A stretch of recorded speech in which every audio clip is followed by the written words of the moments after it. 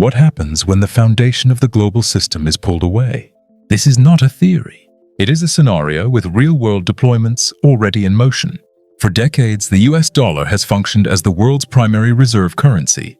It is the default tool for international trade, the benchmark for commodities, and the safe asset nations hold in crisis. But this position is not a natural law. It is a privilege built on a specific constellation of trust, liquidity, and military assurance. We examine the sequence based on real logic and precedent of what occurs if that privilege erodes.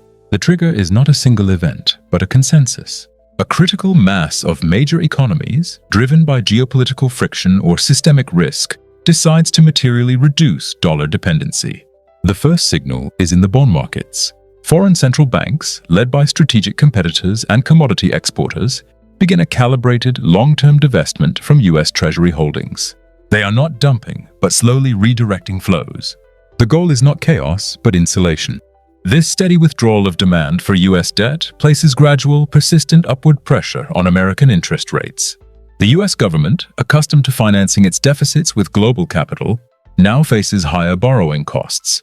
Every infrastructure project, every defense budget item becomes more expensive. This is the first tangible cost. Simultaneously, bilateral trade agreements bypassing the dollar multiply. We have already seen the prototypes. Oil sold for yuan or dirhams, gas contracts settled in rubles, currency swap lines between central banks expanding in scale and scope. These are not yet replacements for the system, but parallel tracks. As these tracks gain volume, the dollar's liquidity premium, the extra efficiency it provides, begins to compress. Global transaction costs rise slightly. Inefficiency becomes the price of perceived strategic security. Inside the United States, the immediate effect is a paradox. A weaker dollar in this context makes exports cheaper, but it makes imports, most notably energy and manufactured goods, significantly more expensive. Inflation, which the Federal Reserve fights with interest rates, now receives a second structural boost from currency dynamics. The Fed's toolkit becomes less effective. It must choose between controlling inflation at the cost of severe recession or accepting higher price levels as a permanent feature of a reordered world. This is the monetary policy trap. For the average American citizen, the abstraction becomes concrete. The cost of living rises, purchasing power declines. Access to cheap credit, the engine of the American economy for generations, constricts. The economic model adjusts, painfully, from global importer to a more self-reliant and likely less affluent posture. On paper, de-dollarization weakens America. In reality, it forces a brutal and comprehensive economic recalibration. The initial phase concludes not with a collapse, but with a diffusion. The dollar remains a major currency, but it is first among equals, not the undisputed sovereign. The global financial system fragments into blocks: a dollar block, a euro block, and a nascent commodity-backed or digital currency block led by coalition of nations. This multipolar currency world is inherently less stable, less liquid, and more prone to volatility. But for those building it, volatility is preferable to vulnerability. This is the new baseline. And from here, the geopolitical consequences deepen. With the economic stage reset, the realignment of power accelerates. The foundational link between financial supremacy and military reach is tested. US military bases span the globe, a network underwritten by the ability to print the currency that funds it. Under strain, hard choices emerge. Strategic commitments are reassessed not just through a lens of threat, but of fiscal sustainability. Alliances are renegotiated. Burden sharing is no longer a request, but a requirement for continued engagement. The security guarantee becomes more transactional. In this fragmented system, regional powers gain unprecedented agency. Nations with critical resources or strategic geography find their leverage multiplied.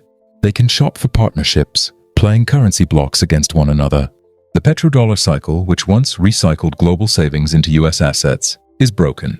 Oil exporting nations now hold a basket of currencies, gold, and other commodities. Their sovereign wealth funds diversify away from Wall Street, starving US capital markets of a key source of investment. Global capital allocation becomes less efficient, slowing overall growth.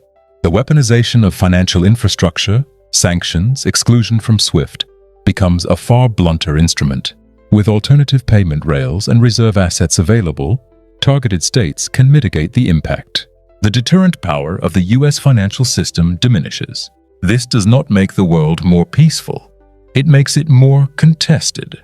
Conflicts may become more likely as the cost of confrontation for some is lowered. Examine the winners and losers through a realist lens. There are no clear winners. The European Union gains monetary sovereignty, but inherits immense instability on its periphery. China gains geopolitical leverage, but must open its capital account and expose its financial system to destabilizing flows. A risk it has long feared. Resource-rich nations gain short-term bargaining power, but become permanent targets in a new great game. The United States loses its exorbitant privilege, but is forced into a renaissance of industrial and technological productivity to survive. Its economy, though smaller in relative terms, may become more resilient. The final takeaway is not about victory, but about limits. A reserve currency is not just an economic instrument. It is a reflection of a sustainable equilibrium. Its erosion reveals the true costs of global leadership that were previously deferred. It forces every nation, including the United States, to confront a simple reality. Power derived from a system is contingent on the consent of that system's participants. When that consent fragments, power must be grounded in something more tangible: productive capacity, energy independence, technological edge, and internal cohesion. The shift would be measured in decades, not days, but its direction would be irreversible. It would be a world of higher transaction costs, lower growth ceilings, and more frequent, contained crises. A world not of hegemonic order, but of managed competition.